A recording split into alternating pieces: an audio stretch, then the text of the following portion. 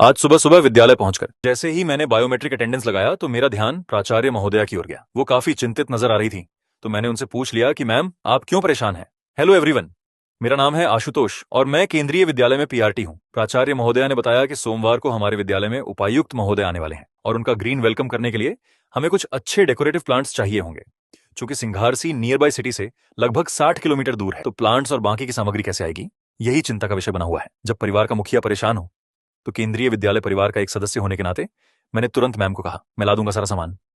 Ma'am ने मुझे 4 पन्नों की लिस्ट दी और विद्यालय से सेकंड हाफ में रिलीव कर दिया। रिलीव होते ही मैं अपने आवास पहुंचा तो धर्मपत्नी जी पूजा कर रही थी। मैंने उनको जैसे ही गोड्डा जाने की जानकारी दी, वो भी साथ चलने को तैयार हो गई। कुछ ही देर में तैयार होकर वो नीचे आ गई और हम दोनों निकल पड़े गोड्डा की ओर। गोड्डा पहुंचते ही हमारी धन्नो खराब हो गई, जिसको ठीक करने मैंने मैकेनिक के पास छोड़ दिया और अपने एक मित्र के साथ निकल पड़ा प्लांट नर्सरी की ओर, जो कि गोड्डा से 8 किलोमीटर दूर था। नर्सरी पहुंचकर मैंने बहुत मशक्कत के बाद लक्ष्मी कमल पौधे को चुना, परंतु जो गमले का डिजाइन मुझे पसंद आ रहा था वो केवल एक ही था और मुझे 2 लाने को कहा गया था। फिर मैंने बैम्बू प्लांट्स को चुना और सोमवार को निकल पड़ा अपने आवास की ओर। आवास पहुंचकर मैंने देखा तो पाया कि 2 में से एक गमला टूट गया है और कुछ ही देर में उपायुक्त महोदय आने वाले थे। मेरी तो मानो हालत पतली हो गई। फिर मुझे एक उपाय सूझी। मैंने अलमारी में पड़ी एक नई डिनर सेट से 2 कटोरियों को निकाला और उसमें बंबू प्लांट्स रखकर निकल पड़ी विद्यालय की ओर। कुछ ही देर में उपायुक्त महोदय और दुमका केंद्रीय विद्यालय के प्राचार्य महोदय विद्यालय पधारे, जिन्हें रिसीव करने का जिम्मा प्राचार्य महोदया ने मुझे दे रखा था। मैं, बड़े बाबू और प्राचार्य महोदया ने आदरपूर्वक दोनों ही अतिथियों को रिसीव किया और बच्चों ने दोनों ही अतिथियों का ग्रीन वेलकम किया। फिर उपायुक्त महोदय ने स्टाफ मीटिंग में अपने सुझावों को हमारे सामने रखा। शाम के 4:30 बज चुके थे।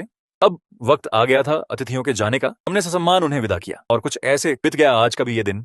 आपके यहाँ अतिथियों का स्वागत कैसे किया जाता है, कमेंट में जरूर बताइएगा। मिलता हूँ आपसे अगली वीडियो में, तब तक के लिए अपना और अपनों का ख्याल रखें और ढेर सारा प्यार बांटते रहें। धन्यवाद।